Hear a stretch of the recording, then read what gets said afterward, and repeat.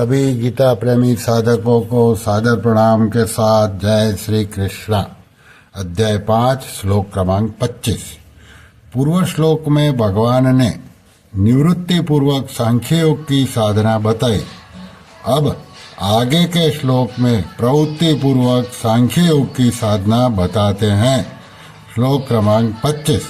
लभन्ते ब्रह्म निर्वाणम ऋषया क्षीणकल्मषाः छिन्नद्वैधा यतात्मानः सर्वभूतहिते रताः। अभिव्याख्या। यतात्मानः नित्य सत्य तत्व की प्राप्ति का दृढ़ लक्ष्य होने के कारण साधकों को शरीर, इंद्रिया, मन, बुद्धि वश में करने नहीं पड़ते, प्रत्युत ये स्वाभाविक ही सुगमता पूर्वक उनके वश में हो जाते हैं। वश में होने के कारण इनमें राग द्वेषादि दोषों का अभाव हो जाता है और इनके द्वारा होने वाली प्रत्येक क्रिया दूसरों का हित करने वाली हो जाती है।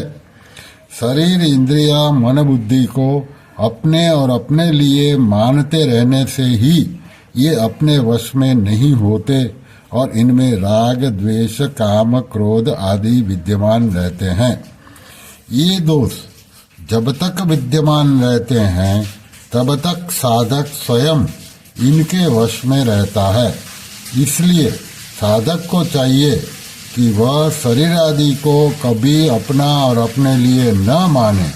ऐसा मानने से इनकी आग्रहकारिता समाप्त हो जाती है और ये वश में हो जाते हैं।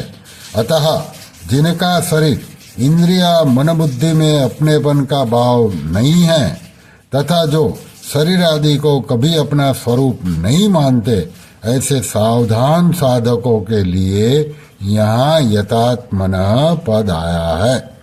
फिर है सर्वभूत हिते रताः। सांख्य योग की सिद्धि में व्यक्तित्व का अभिमान मुख्य बाधक है। इस व्यक्तित्व के अभिमान को मिटाकर तत्व में अपनी स्वाभाविक स्थिति का अनुभव करने के लिए संपूर्ण प्राणियों के हित का भाव होना आवश्यक है। संपूर्ण प्राणियों के हित में प्रीति ही उसके व्यक्तित्व को मिटाने का सुगम साधन है। जो सर्वत्र परिपूर्ण परमात्म तत्व के साथ अभिन्नता का अनुभव करना चाहते हैं, उनके लिए प्राणी मात्र के हित में प्रीति होनी आवश्यक है।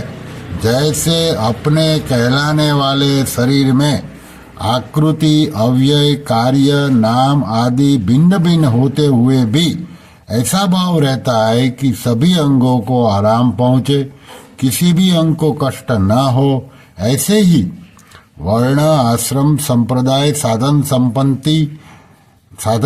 पद्धति आदि भिन्न भिन्न होते हुए भी संपूर्ण प्राणियों के हित में स्वाभाविक ही रति होनी चाहिए कि सबको सुख पहुँचे, सबका हित हो, कभी किसी को किंचित मात्र भी कष्ट न हो। कारण कि बाहर से भिन्नता रहने पर भी भीतर से एक परमात्म तत्व ही समान रूप में सब में परिपूर्ण है। अतः प्राणी मात्र के हित में प्रीति होने से व्यक्तिगत स्वार्थ भाव सुगमता से नष्ट हो जाता है और परमात्म तत्व के साथ अपनी अभिन्नता का अनुभव हो जाता है। फिर है छिन्न द्वैधाः। जब तक तत्व प्राप्ति का एक निश्चय दृढ़ नहीं होता, तब तक अच्छे अच्छे साधकों के अंतःकरण में भी कुछ न कुछ दुविधा विद्यमान रहती है। दृढ़ निश्चय होने पर साधकों को अपनी साधना में कोई संशय, विकल्प, भ्रम आदि नहीं रहता और असंदिग्ध रूप से तत्परता पूर्वक अपने साधन में लग जाते हैं। फिर है क्षीण कल्मषाः। प्रकृति से माना हुआ जो भी संबंध है वह सब कलमय ही है, क्योंकि प्रकृति से माना हुआ संबंध ही संपूर्ण कल्मशों अर्थात पापों, दोषों, विकारों का हेतु है। प्रकृति तथा उसके कार्य शरीर, इंद्रिया, मन, बुद्धि आदि से स्पष्टतया अपना अलग अनुभव करने से साधक में निर्विकारता स्वतः आ जाती है। फिर आगे है ऋषयाः। ऋष धातु का अर्थ है ज्ञान। उस ज्ञान यानी कि विवेक को महत्व देने वाले ऋषि कहलाते हैं। प्राचीन काल में ऋषियों ने गृहस्थ में रहते हुए भी परमात्म तत्व को प्राप्त किया था।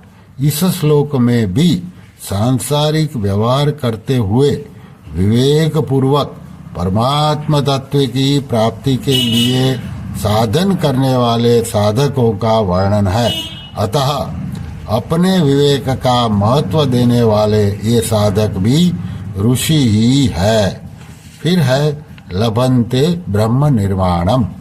ब्रह्म तो सभी को सदा सर्वथा प्राप्त है ही, पर परिवर्तनशील शरीर आदि से अपनी एकता मान लेने के कारण मनुष्य ब्रह्म से विमुख रहता है।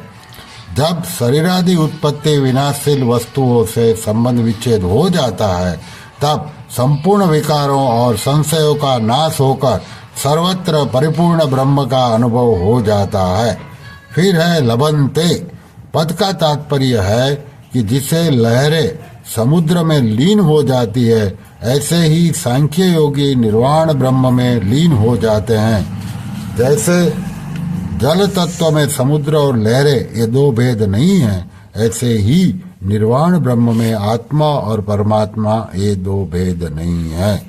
श्री कृष्ण शरणम मम, श्री कृष्ण शरणम मम, श्री कृष्ण शरणम मम। ओम श्री कृष्णार्पणमस्तु।